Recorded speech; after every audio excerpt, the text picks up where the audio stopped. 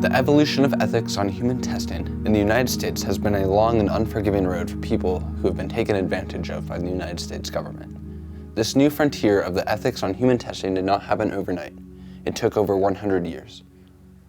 In 1963, the CIA project, MKUltra, was proposed by Sidney Gottlieb, an American chemist and spy master.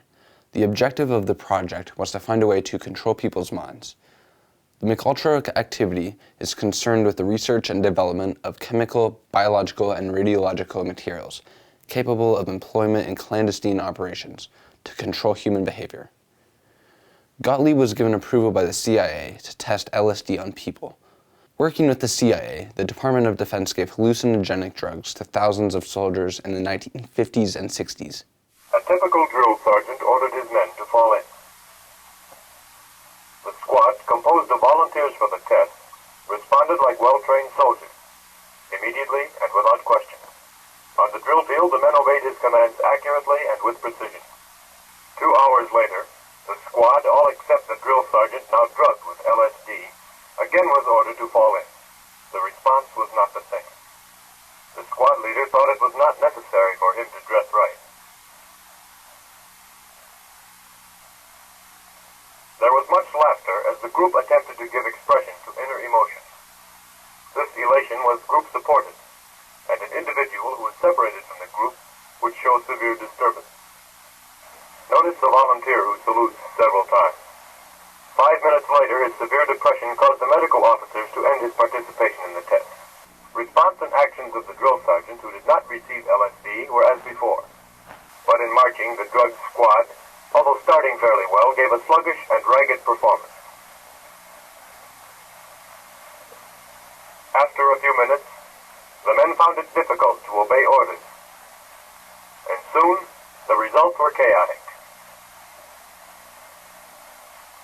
The second drill sergeant, who had performed effectively earlier in the day, was now given command of the squad. He too had received LSD, and he no longer was an effective leader. When an officer ordered the leader to drill the squad, he responded with, "You want them drilled? You drill them." Minutes later, it was evident that he was unable to carry out his orders, and he was escorted from the field. The CIA's tests on American citizens made it apparent that there were people who thought the life of a human being is only worth as much as the information it could provide when exploited.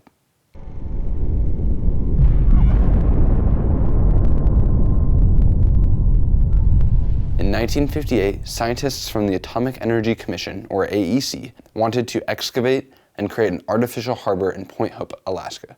The procedure: bury an inline series of 4 equally spaced 100 kiloton shots and a terminal shot of 1 megaton. Detonate. Edward Teller, the lead physicist, named the idea Project Chariot. He told Alaska citizens the blast will not be performed until it can be economically justified, and that the radiation exposure would not be any more than what people already experienced from their wristwatches. Inupiat leaders were unanimously against the detonation of the bomb and wrote a letter to President Kennedy complaining that a detonation would be too close to our hunting and fishing areas. We are deeply concerned about the health of our people now and for the future that is coming. They considered us natives as heathens and souls that are not saved yet. Damna nunawi te mga khanga utok kanapting nili ilugo kauna giruroy puluok tamanago kauna kupti nunaw nerutibullo lagay sa tamat kopti wo sugla kakanegit. If any degree of harm to our hunting grounds should result from the nuclear explosions at Cape Thompson, we will and must resort to legal channels to sue for our incalculable heritage and our age-old Aboriginal rights to hunt on our land. A year later, Project Chariot was canceled. The Inupiat people showed the entire country that it is possible to stand up to experiments and testing that could harm people. As demonstrated through Project Chariot and the human testing done by the CIA with LSD, some people showed little concern for the potential negative effects of human trials. However, through increased regulation and a renewed focus on individual personal safety, these companies and the people responsible for conducting human trials have refocused the attention on the test subjects' well-being and safety.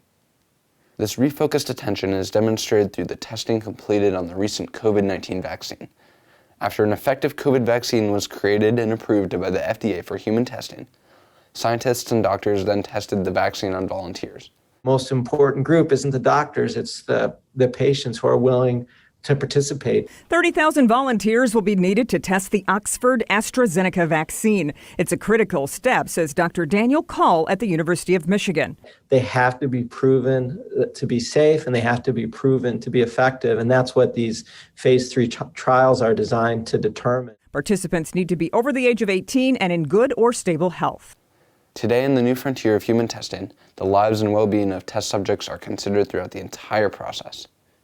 As seen with the tests of the COVID-19 vaccine, it is clear that doctors' and scientists' attitudes towards the value of human life is much greater than others who conducted human testing decades prior, and demonstrates the continuous improvement in the medical and scientific fields and the importance of ethics in human testing in the United States.